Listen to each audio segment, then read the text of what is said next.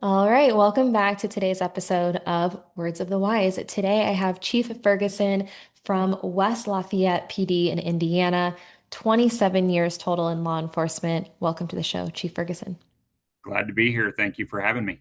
Thank you. I'm excited about this. So, you started 27 years ago and you were a dispatcher before everything started. Give us a little bit of background, maybe your childhood upbringing, and then how you entered into this career.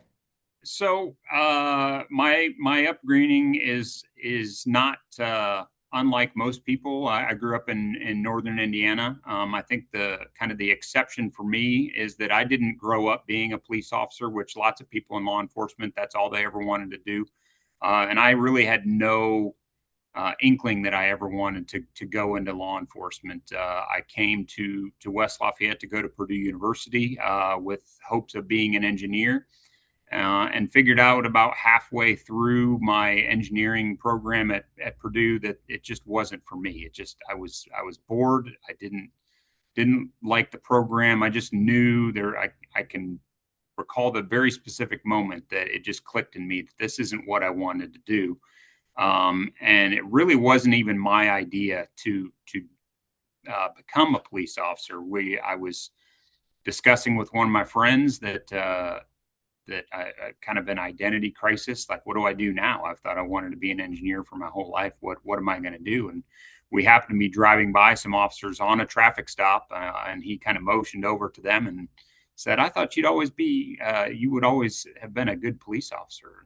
And at the time, I just thought that was crazy, but for whatever reason, that idea stuck. And then while I was going to school and working nights, actually at the local Subaru plant, I met some police officers who work security as part-time detail, and talked to them, got to know them. They helped me get a job as a dispatcher while I was still in school, and just it has from the ground up, from being a night shift dispatcher while I was a college student all the way to chief of police. So it's been quite a ride. I love that you had someone that saw potential in you, maybe even before you saw that in yourself. And I think that we always have some people in our lives that influence us in that way. So I think that's really cool for them to be like, "Hey, I think you have the qualities that would make a really good police officer." And what a compliment for someone to say that. But then also the follow-up to that is that you met officers who also influenced you in a positive way. If you would have had interactions with those officers and they were negative interactions, you may have chosen a completely different path. But because you had someone in your circle who believed in you, saw potential in you, and then you had positive interactions with people who were in this profession, that has now led you to be here 27 years later as chief of police. So Yeah, I think it's yeah. a reminder to, support the people in your circle, in what they want to do, even if they don't know what it is yet. But then also, you might be that person that can influence an entire career depending on how you treat people. Yes, that's very true. Very true. Is there something that is interesting to know about dispatch that maybe people don't know or wouldn't understand? Dispatch, I have a feeling it's not too different from agency to agency. And one of the hard things that even our own officers who have never experienced dispatch tend to forget is that just because there's not an active call going on or you're not being sent on a call doesn't mean that the dispatch center's not going absolutely crazy. There are so many things that happen that never come out on the radio, at least in our dispatch center, that you just don't know are happening. So there's a lot. We talk about, in Indiana, at least, dispatchers have been recognized as first responders, and they Mhm. certainly are. And they are really behind the curtain, pulling all the strings on what's going on. There's so much happening behind that console that you just never know about, that is really important. They just are a vital link for us, not only because they get us to where we're going, but they handle so many things that even police officers who know what they do or kind of know what they do really don't understand how much they handle. Yeah. Yeah. And I think that a lot of conflict sometimes comes or judgment comes when you don't really understand what the next person is doing, and this could be in any role. I think that there are a lot of people who will take a chief's decision and judge it because they don't see the full picture. And the same thing with officers and dispatch. And I've had a couple officers who were out on injury and they like kind of went back and were hanging back with the dispatchers and, kind of working a little bit while they were, healing up. And they were like, wow. I have so much more respect now for what they do because now I have a peek into that curtain and I understand. And so, do you think it's valuable for everyone within the organization to try to familiarize themselves with each role and try to have maybe a deeper understanding of what each person does within the organization? Oh, sure. Cross training is huge, and we Yeah. do a little bit of that with our field training program at the West Lafayette Police Department. So all officers, when they're brand new, spend a little bit of time in dispatch. Maybe not enough to get a full experience of what it's like to be a dispatcher. And usually, you're just so new that it's like drinking from a fire hose. You can't even comprehend a lot of the stuff that is happening. But we have also had officers that are on light duty for injury or illness or whatever reason sit in dispatch, and they have had those same realizations that wow, there's a lot going on, and maybe when I'm calling them on the radio and they're not answering because I want to do a driver's license check, maybe they're already on 911 with something that's important. So it is eye opening. It is important to do cross training, and we try to do as much of that as we can in our agency. Yeah, and I think the number one conversation I have with chiefs right now is, how do you build a culture where everyone values and respects each other and you're trying to move, in a positive direction as a team. And I think the more you don't always have to like each other or love each other. It's a human game, right? So not everyone's going to be best friends, but if you can respect and value the role that each person plays, and I think it helps with that culture to move things forward. Oh, for sure. Culture's huge, and you do. I think probably every agency has a little bit of patrol versus or detectives yeah, rivalry, so to speak. So that happens, and we do our best to combat that where we can and create an environment where we're all working together as a team. And every once in a while, we just have to remind one another that we are on the same team and everybody has their role to play. So, Yeah, I love it. The other thing that stuck out to me when I was, reading a little bit more about you is that you're really involved in community organizations. Can you tell us a little bit more about that? I worked a long time on night shift, and any person who spent a lot of time on nights um, can get a little cynical. You're dealing, in everyday law enforcement, we're only dealing with a very small segment of the population. And then when you work night shift for a long time, it's even smaller. It's very easy to become jaded. And when I was given the opportunity to finally promote into a position that put me on day shift, I was put in a class here in Greater Lafayette, Indiana, called Leadership Lafayette, where you are exposed to a lot of community organizations, not for profits, different businesses, and you're literally classmates with people from all segments of the community that are coming together to learn about Lafayette and how to be good servants within the community. And I really credit the Leadership Lafayette program as a transformational experience for me. I'd kind of been in a silo for a long time on night shift, thinking that my way was the only way, and the police are running the show, and all the stuff. We're the ones who are responsible for the public's well-being and safety, and my eyes were really opened to how many other people and organizations are doing really hard work for the benefit of the community in the Leadership Lafayette program. So through that program, I became involved with Big Brothers Big Sisters. I became a mentor to a little brother. I then joined the board for Big Brothers Big Sisters and have taken on a lot of other roles since then. Because I was just exposed to so many other people that were working hard to make the community better, and kind of the way I operate is when I see you working hard at something, I really want to help that. So Mm. I really, it's hard for me to say no. And when I see people who are driven and especially have the same goals and objectives that I have, I want to support those goals and objectives however I can. So I've become very deeply rooted in service to my community. Even though this is already a service-oriented profession, I'm not digging on the dedicated night shift officers whatsoever. I just had my eyes opened and my experience broadened when I became part of this program, and it lit a whole new fire in me that I didn't know was there. Mm. Do you think that having those interactions and getting involved and being a part of the community that helps with longevity? I think it does. I think while it can certainly be taxing on my schedule Mm. to do all of those things. It has also kept me grounded in that I am not nearly as jaded and cynical as I had been feeling myself get as I was on night shift for as long as I was. I know that there are lots of good people out there doing lots of good things.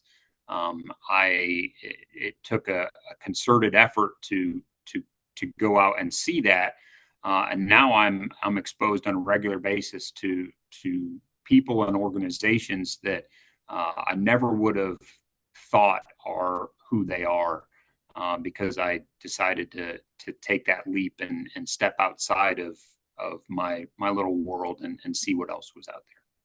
I think it gives you a different perspective, and you're able to allow yourself to look for evidence of good in the world. Mhm. And I've talked about this before, but I think it's so important that we train our brains, one, to recognize positivity. And especially if you're feeling cynical, if you're feeling jaded, if you're maybe in a position where it feels like you're getting one call after the next, and it's all negative or traumatic experiences. We have to be able to counter those things.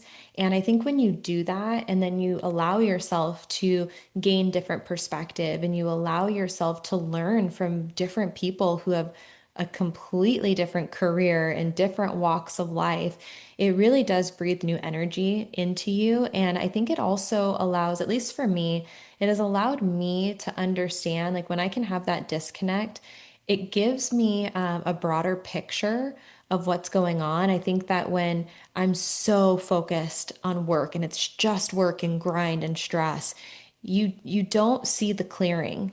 You're in the trenches and that's all you know. And so I think it gives you the ability to zoom out a little bit. You can be more creative.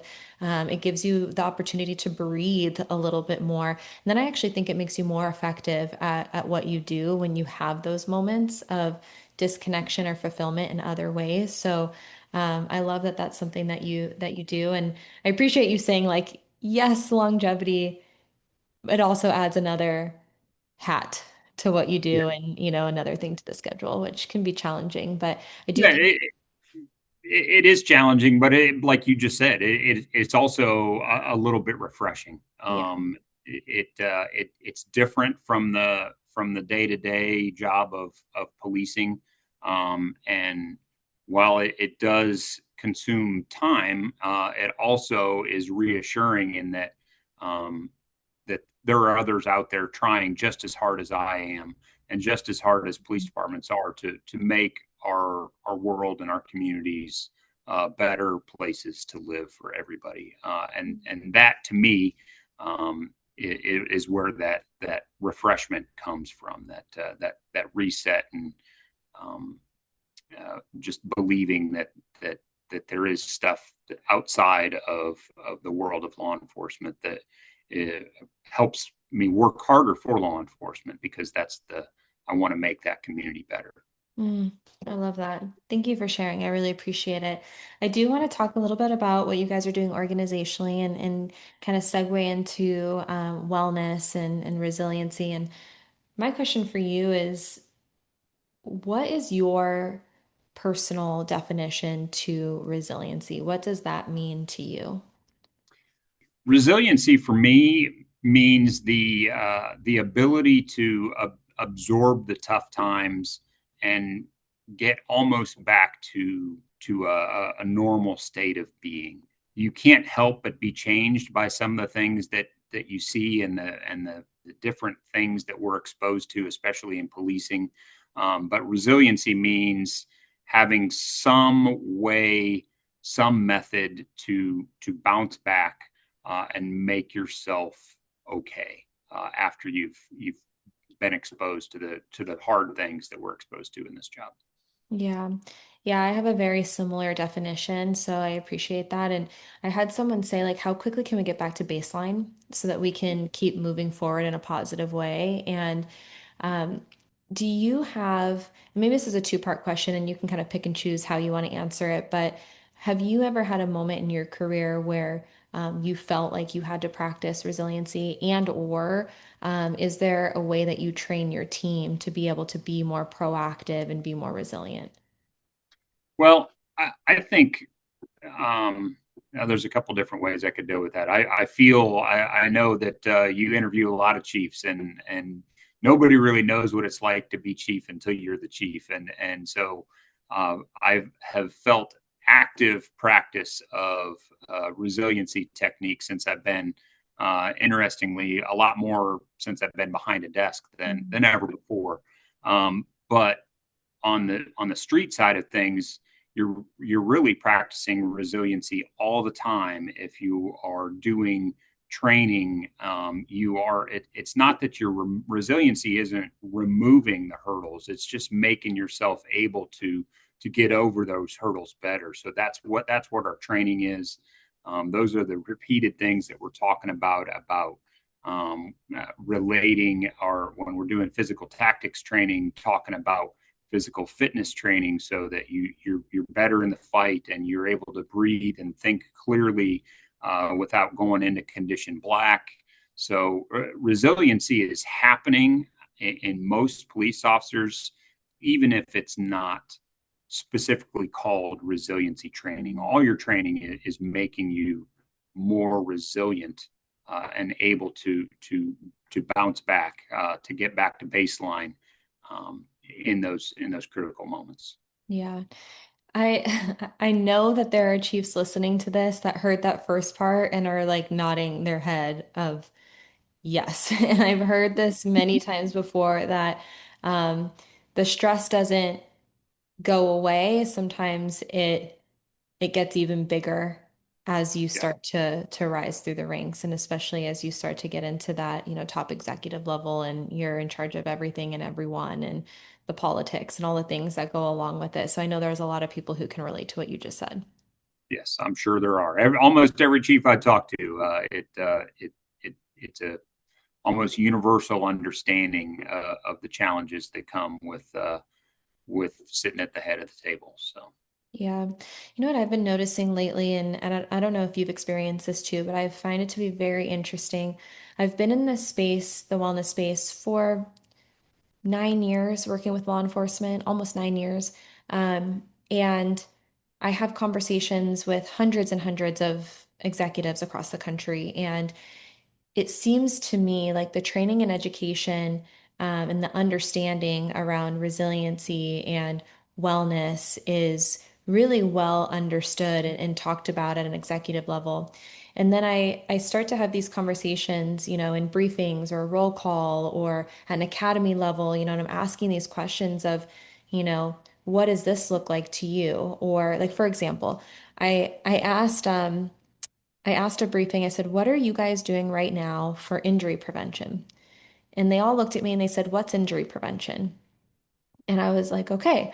So to me, that means that I haven't done a good enough job of breaking things down so that there's an understanding of what are these things. And I think that we have gotten so used to using a specific language where we're like resiliency and wellness. And it's like, yeah, it all makes sense to us, but does it make sense to everybody else? And are we, doing a good enough job of breaking down what does that mean? What is the why? How do we do it? And so I've been really doing a deep dive into that recently and having, more conversations that get more specific because I'm realizing that there isn't a universal understanding around what this means.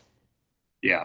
And I think being, and it's hard for me to even say this, but being part of the older part of law enforcement now, when you're young, you're invincible. You don't think that you need resiliency. What is that? I don't need that. I can get out of bed and I don't have aches and pains, and I can run 10 miles and eat 50 donuts and all good. It You can do all the stuff when you're young, and all of that stuff, if you're not taking care of yourself, then will eventually compound. And it's not until you've gained the wisdom or suffered the consequences of poor choices early in life that you really realize the value of not engaging in destructive behaviors and making healthy behaviors habitual when you're young. So I think framing it in good ways that the younger generation is going to understand is really important. I agree with you. And I've had those moments because I think we've all been there. I felt that way too when I was younger. But I also don't feel like it was a part of my world or like any conversation around me. But I also wasn't thinking ahead. I never thought I'd be as old as I am today. When I was younger, I'm like, I'm going to be young forever, and you Yeah. just have this kind of delusion. But I had a conversation with someone about this. It was in a briefing and it was a young kid. I would say he was probably like early 20s, early to mid 20s. And he kind of cracked a joke and, elbowed his buddy in the back. And I was like, hey, like, what's going on? And he's like, oh, nothing. I just don't have to worry about this stuff yet. Like, I'm young. I don't have to worry about it yet. And so, um, I agree. I do think that that's the mentality, but I also think that people learn from their environment. And if they see all of us and we're like limping around, and we're like, man, don't end up like us. I think that they're paying attention to that too, of like, man, I don't want that.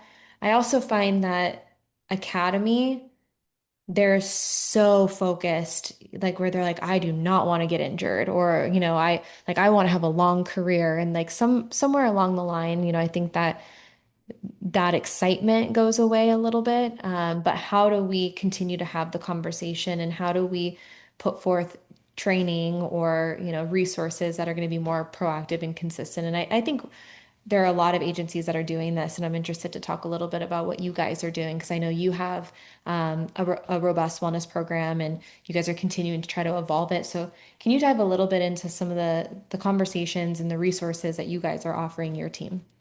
Yeah, absolutely. Really proud of the wellness initiatives that we've undertaken with West Lafayette Police Department in the last few years. You talk about injury prevention, and we're one of the lucky agencies to have an on-site tactical trainer, is what we refer to her as. So we have we share a person with our fire department, and her entire job is first responder wellness. So she comes to roll calls and does injury prevention. She demonstrates different stretches and exercises, and I've come in a number of times where she's dealing with either the at morning shift roll call or night shift roll call. And she's got them all up out of their chairs and doing some stretch with the bands, or showing people how to use a lacrosse ball to roll out problems with their feet to deal with plantar fasciitis. So, and on top of that, she has office hours where she's helping officers work on exercise plans and a little bit of diet, stretching exercises. She does injury prevention and rehabilitation. So, really, really very beneficial to us at the West Lafayette Police Department to have that in-house person that everybody knows. She's knowledgeable, that they trust her, and it's been a massive benefit to us. On top of that, we're also very big in really doing we participate in a specialty health program that we offer to our officers that really does a deep dive into your blood work we have a very specific physical and a specific blood panel that can be run. And then the doctors who will analyze that blood panel and offer suggestions for how to change your diet specifically. We had a number of officers that were that had insulin issues and were pre-diabetic, and the blood panel demonstrated a whole host of issues that were just lying right under the surface that nobody would have ever known about. And the officers were able to make small adaptations to improve their lives because of that blood panel. And then on the mental health side of things, we require annual visits to a local psychological services company here. I'll give a plug to Dr. Kelly Dardine. She's spoken at a lot of national level conventions and is well known in the first responder mental wellness space. And we're lucky enough to have her right in our backyard with Suntrust Psychological Services. So not only do we mandate an officer go and speak with them every year, officers who are in critical incidents, they come in and do debriefs with us over critical calls. They know that they can call her at any time and go talk. We're trying to hit all of the prongs of wellness at the West Lafayette Police Department. I love it. What do you think? I mean, obviously, and I always ask chiefs this, and it's really funny. I'm like, would you think that this would ever be a thing? Like when you started, 27 years ago, would you think that you would be where you are today with wellness? And everyone says no. It's evolved so much, even I think over the last 5, 10 years. What do you think the future of law enforcement wellness looks like? How do you feel like wellness is going to continue to evolve and grow? Um, I think everything that we're doing now will just become commonplace. I hope that becomes commonplace. When I started that conversation, we're very lucky to have that. I know that there are a lot of agencies that aren't able to have in-house trainers and don't have easy access to psychological services, don't have in-house our social work team that we have in-house also. They're so closely tied with the mental health world that they're able to provide resources. So I think that this only gets better in our world and in a profession that's inherently unhealthy in so many ways. We have to work at night. We have to see traumatic things. I think that all of the wellness initiatives that are starting to become prevalent should become even more prevalent and just become basic parts of what police and fire departments have in their inventory and our tools that everybody uses. Yeah. I find it really interesting. So I've done a deep dive into professional athletics. How do they train? What does that look like? And they don't call it training and then wellness. There's not two buckets. It's just like this is training. This is what I do to be successful in my career. And it's so normal, right? It's like all of Mhm. them are doing everything that we talked about. Like they're doing mobility, pliability. They're going to be doing, some strength and stability. They're going to be doing mental training. They're going to focus on rest and recovery, nutrition. All of these things are a part of their training regimen, but you don't see Tom Brady being like, well, right now I'm going to go focus on my wellness. And then now I'm going to go focus on my training. It's like, this is my training. And so I agree with you. I think that, and I've said this for a while, and I can't wait until one day I'm going to be like, I was right, and, but I think that we're going to start to see agencies calling everything training. It's going to be under a training umbrella. This is what we do. Normal, like you said, briefing training, that's a part of it. It's not wellness in briefing or introducing wellness to briefing. It's just like this is a part of our briefing training. This is what we do. And it's just going to be considered training for longevity, tactical training, just throw tactical in front of it and it's cool, just whatever we need to do. But I do think one day it's all going to be housed under one umbrella. It's going to be super normal and it's just going to be a normal procedure from day one. Yeah, yeah, I completely agree. I'm very happy that it's becoming more normalized. We still, in our building, we don't frame it as wellness. We're just going to see the trainer. Love And it. it reminds me a lot of my high school athletic career. You go to see the trainer before practice or before the game, and you get stretched up or taped up or whatever it is. It's really the same thing. You start having knee problems here, you go see the trainer. She gives you some specific exercises to help rehab the bum knee, or you got bad hips, or whatever it might be. And it just is it's that's just what you do. Yep. You don't call it something. It's just part of the process, and I think that will happen. Yeah. And I think that that's the way that we're going to break stigma.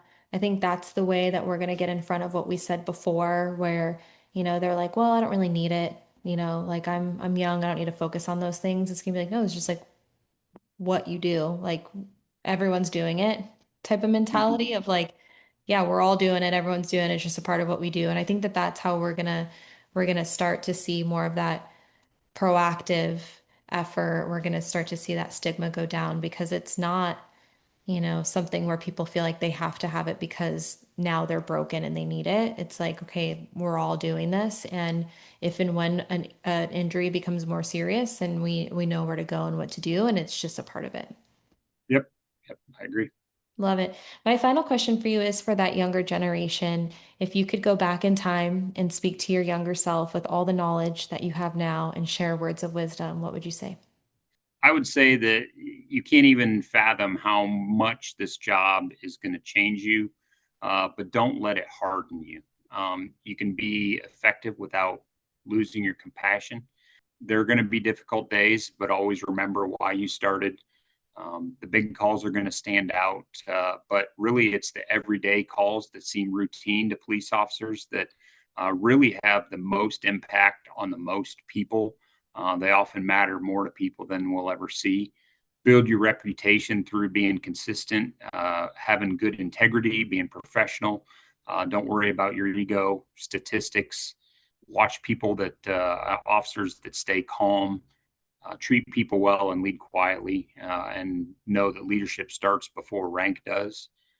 And then, most of all, take care of yourself and your family, because this job can take as much as you let it. But make sure that you have a life outside the badge, because it's the people outside of the building that are waiting at home that matter the most. Thank you.